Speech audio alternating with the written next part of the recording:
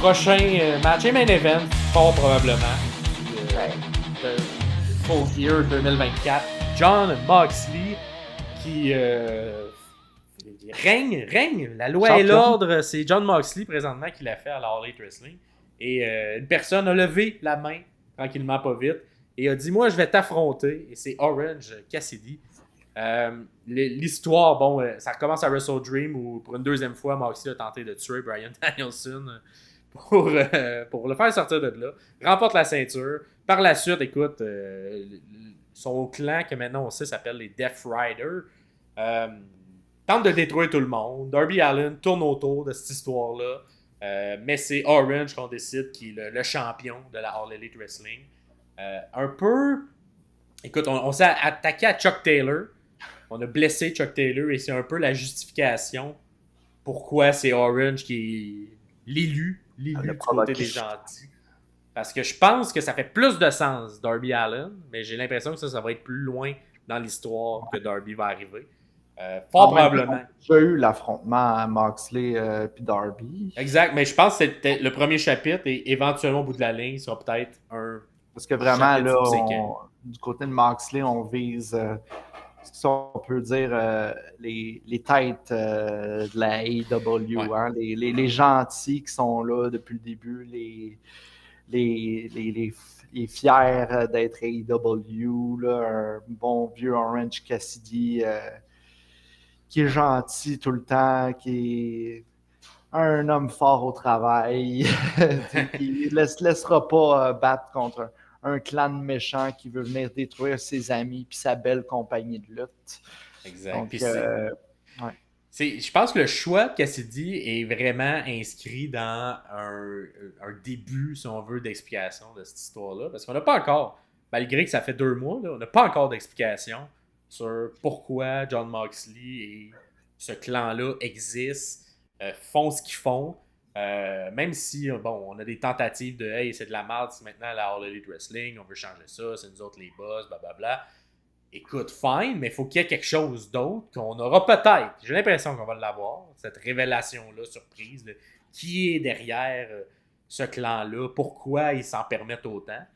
Mais le choix d'Orange, j'ai l'impression, est un petit peu par défaut, parce qu'il n'y a pas grand monde, en tout cas, tu me diras, là, puis on dira dans le questionnaire, là, vous pouvez le répondre, mais j'ai pas l'impression que beaucoup de monde vont mettre Cassidy gagnant de tout ça.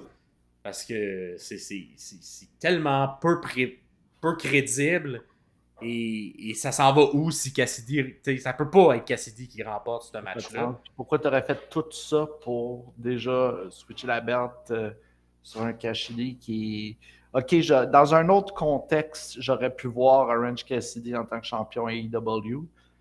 Mais présentement, écoute, le show est tellement construit sur tout ce qui se passe avec les Death Riders puis Moxley que ça ferait aucun sens. Non, exact. Je pense que là-dessus, on est d'accord sur comment que le résultat du match va être. Exact. Et comme ça sera fort probablement le main event et que clairement, on connaît une partie de la destination de ce match-là parce qu'il n'y a pas beaucoup de surprises, va vraiment falloir que la révélation soit ait lieu. Ça n'a pas lieu. Et là, ça risque d'être... Si on finit juste avec un classique, on détruit Cassidy puis le pay-per-view se finit. Non, c'est ça, parce qu'on ne peut pas passer un autre mois à faire le même stock à chaque semaine puis à teaser le prochain pay-per-view. Il faudrait qu'il y ait un reveal cette fois-ci. Faut qu'il y ait quelque chose qui arrive, là, parce qu'à un moment donné, il faut que ça avance cette histoire-là.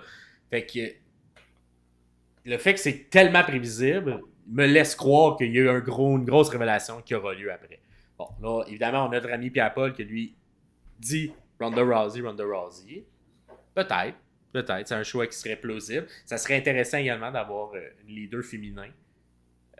Je pense que Ronda a un peu l'aura de ça. Je pense pas qu'elle a le micro, par contre, pour être la leader d'un gros clan comme ça, qui, on s'entend, a besoin de quelqu'un qui est bon au micro, là, pour l'idée tout ça. Toi, qui as-tu? Là évidemment, on est à une semaine là, du show. Fait que ça se peut, si jamais vous aimez pas les potentiels spoilers, skipper. On vous a dit qu'il pensait qu'il allait gagner. Fait que rendez-vous à la fin. On niveau des marques. Mais crois-tu? Qu'est-ce que tu penses qui va se passer avec ce match-là? Dans l'histoire. Ce qui va se passer avec ce match-là. Premièrement, j'ai peur qu'on finisse avec un 3e pay-per-view d'affilée qui a un meurtre. Une tentative de meurtre encore, ça se peut. Je crois que malheureusement, Cassidy serait la victime cette fois-ci, mais je suis prêt à accepter s'il y a un reveal. Ouais. Écoute, puis je concède là, parce que j'haïs ça, le fait qu'il y a eu des meurtres depuis 2 mois, là, mais là, je me dis, gars, s'ils le font encore, mais qu'il y a un reveal, je suis prêt à accepter. Moi, j'ai 2 scénarios que j'accepterais dans cette histoire-là. Premièrement, le scénario de Shane McMahon. Je suis vraiment pour cette idée-là parce que je crois que ça serait une bombe. Une bombe dans le monde de la lutte. Ça ferait parler. Une bombe, puis il l'amènerait pas de la manière que je m'attendais, mais pas du tout. Ouais. Donc, mais moi, ça, c'est le choix, mettons, utopiste idéal. Idéal. Si tu veux que cette compagnie-là, enfin, se sorte la tête de l'eau, tu as besoin de Shane McMahon qui arrive et que là, tout le monde a la gueule à terre. Puis même si je pense, même si c'est dans les possibilités, c'est quand même dans ma tête quelque chose que je crois pas.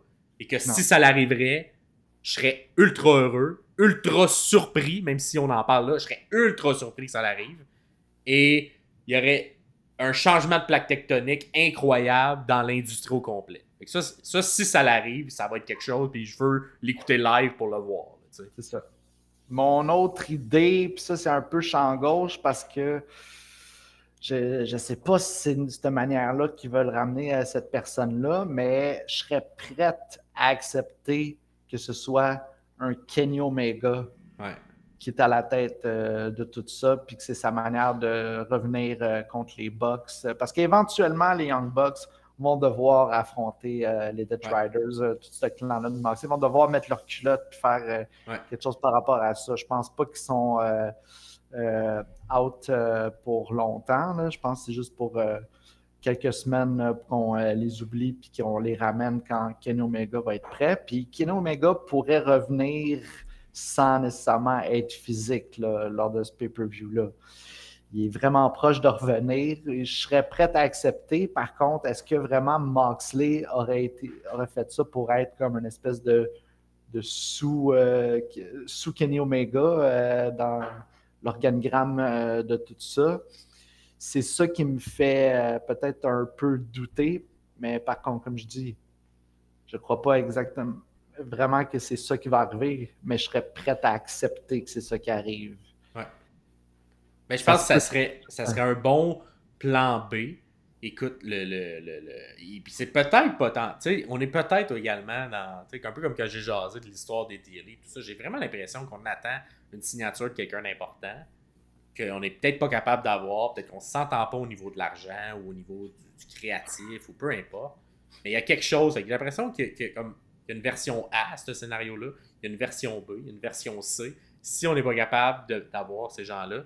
Et Kenny, je pense qu'il y a une de ces versions qui est les plus plausibles, si on veut, à tout ça. Moi, autre que ces 2 histoires-là, pour vrai, j'ai pas d'autres vraiment avenues que je verrais. Il peut y avoir du gros swerve comme intense qui pourrait venir. Et là, ça serait genre une autre idée potentielle, mais qui serait pas la bonne. Là, mais d'avoir Tony Khan qui lui-même est derrière tout ça.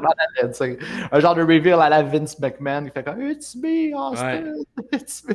Fait que, tu sais, il y a peut-être ça, mais écoute, ça serait. Je pense pas que Tony a le micro pour livrer quelque chose comme ça. Absolument pas. Non. Fait que ça serait surprenant, mais bon, il y a quand même eu des trucs surprenants dans le passé, là, à l'élite, de choix douteux. Mais tu sais, qu'est-ce qui vient justifier? Ce que tu dis est important, c'est que la personne qui va être reveal doit avoir un micro excellent. Ah, il faut. C'est sûr que. C'est pour ça que c'est pas obligé d'être une personne qui lutte. Exact. Mais la personne va devoir justifier tellement de choses, expliquer tellement d'affaires, genre pour qu'on rassemble tout, puis qu'on comprenne un peu mieux l'histoire après le reveal, Fait que non, je pense que ça, c'est un élément très important de qui va être cette higher power-là, ou je sais pas, là. Ouais.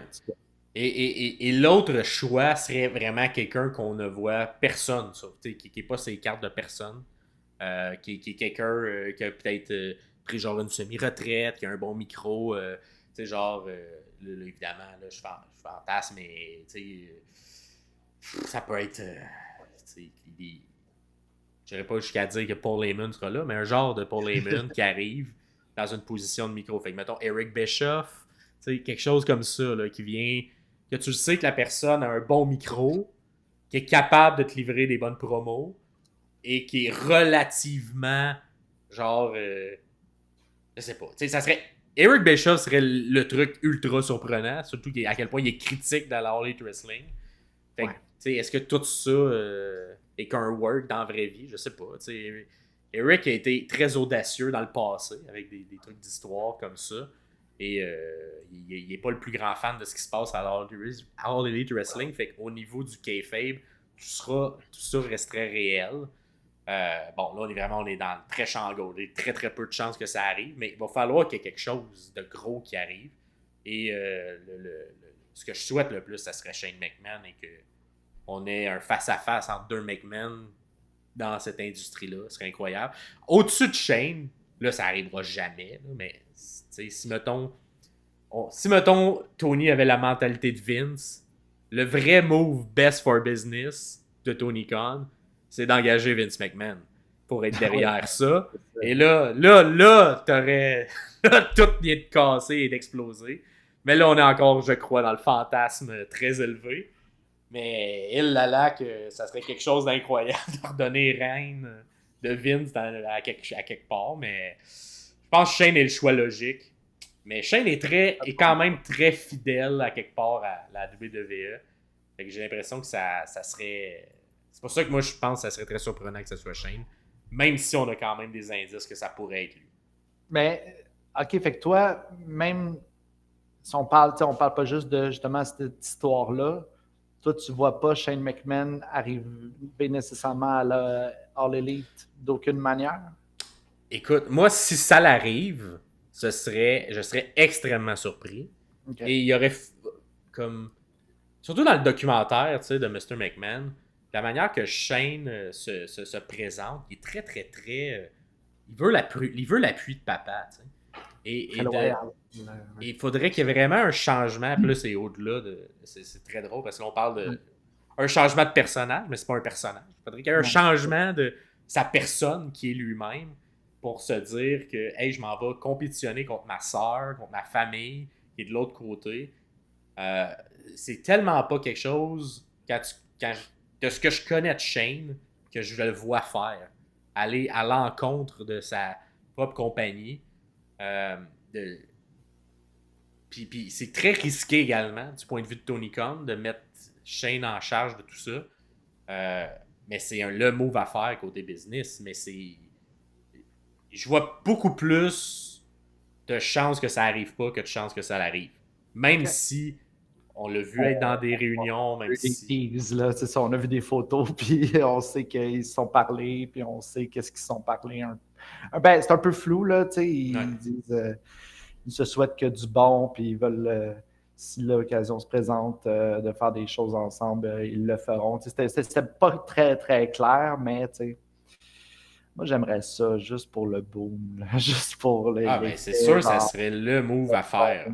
C'est quelque chose qu'on n'a jamais pensé que serait arrivé. Puis justement, Shane McMahon est probablement la personne dans la famille McMahon que je vois le plus faire ce genre de move-là et que ça serait accepté. Parce qu'il a toujours été très, comment dire, il a toujours voulu s'aventurer dans des business autres que la business familiale. Parce que à certains moments, Shane a vu qu'il ne serait pas on l'a vu même dans le documentaire qu'il ne serait pas le prochain. Là, non, il ne serait pas l'élu. Son père, il ne vendrait pas la compagnie comme lui a acheté la compagnie à son propre père. Ouais.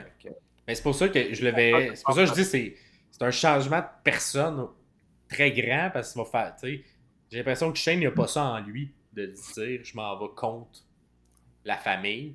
J'ai l'impression qu'il est très, très, très, très, très loyal. Et, ça fait du sens. c'est pour ça que je serais très surpris. Et pour vrai, peut-être la version la plus plate, c'est que ça va juste être Jon Moxley qui va rien avoir d'autre que... Ouais, j'avais lu quelqu'un dire comme... ce serait Jon Moxley qui serait comme un peu comme le personnage dans Fight Club, là, qui c'est comme deux personnalités. Non, mais... tough, moins tough, puis... Parce qu'on a une valise qu'on se promène avec, donc j'ai l'impression que la valise peut être le justificatif si on se rend à c'est juste Jon Moxley. Que dans cette valise-là, il y a des trucs ultra scandaleux sur plein de choses. Donc, Moxley a le pouvoir à cause des informations qu'il détient dans la valise. Vois-tu, moi, je pensais que dans la valise, c'était la ceinture qu'il y avait. J'avais comme l'impression que c'était ça un peu. Là, il la traîne dans un sac, mais non, il y a eu l'angle où il fesse le partner des Young Bucks. Brandon Cutler. Oui, Brandon Cutler. Puis qui vole la valise. Puis juste avant, on a le segment où The Elite essaie de cacher des papiers, puis ils se sauvent. C'est la valise ils ont pris la valise à lui, c'est vrai. T'as raison. Fait que la ceinture, on ne l'a pas vue depuis qu'ils l'ont mis dans le sac. Fait que peut-être une nouvelle ceinture, peut-être plein de choses. Mais j'ai l'impression que c'est la porte de sortie si jamais toutes nos idées un peu plus utopiques et fantasmagoriques n'arrivent pas. Ben, que la solution facile, c'est juste de faire c'est Jon Moxley qui a le pouvoir parce qu'il y a des infos compromettantes sur les Elite, sur Tony Khan, sur X, sur tout le monde qui a du pouvoir dans cette compagnie-là. Et que ben, il va falloir que quelqu'un vienne se battre pour venir les chercher. Et là, on verra ce qui s'y arrivera dans le prochain 6 mois à Arena. J'appelle ça va culminer vers All-In parce que c'est le gros pay-per-view de cette compagnie-là. Mais j'ai l'impression que c'est peut-être ça. On est peut-être face à beaucoup d'excitation, mais une plus grande déception si jamais il n'y a pas un payoff intéressant. Ça se peut très bien. C'est dans leur habitude à la IW à nous donner pas le payoff qu'on s'attendait. Ouais, pas le payoff qu'on souhaitait. Fait que, écoute, dites-nous-les, vous, ce que vous pensez. Fait qu'il y a déjà Pierre-Paul. Gagnant all the way. Ouais, fait que c'est sûr, c'est Moxley qui gagne tout ça. Ben, peu importe ce qui va arriver. Et ça fait le tour de justement ce Full Gear dans nos prédictions et notre résumé d'histoire. Comme à chaque review, je vous rappelle, vous pouvez cliquer sur le questionnaire en dessous, aller répondre aux questions vous-même, nous dire qu'est-ce que vous pensez qui va arriver, différentes questions également drôles, sympathiques qui sont à travers ce questionnaire-là. Ellie le remporte souvent, mais là, vous avez toutes. Elle a ouvert son jeu pour vous. Elle nous a montré ses cartes, fait que vous pouvez y aller avec les prédictions d'Ellie. Ça ne devrait pas changer, mais c'est ça. Le questionnaire n'est pas sorti encore. Hein. Et même s'il est sorti, on peut changer nos réponses. Parce que peut-être Dynamite va créer quelque chose qui va faire « Ah non, ça s'en va ailleurs finalement. » Donc, vous avez jusqu'au début du pre-show pour répondre au questionnaire. Fait que vous pouvez les changer jusqu'à le questionnaire. Abonne-toi, les sommeliers, c'est l'endroit pour la lutte et ses moments forts. 2 fois semaine, c'est notre accord.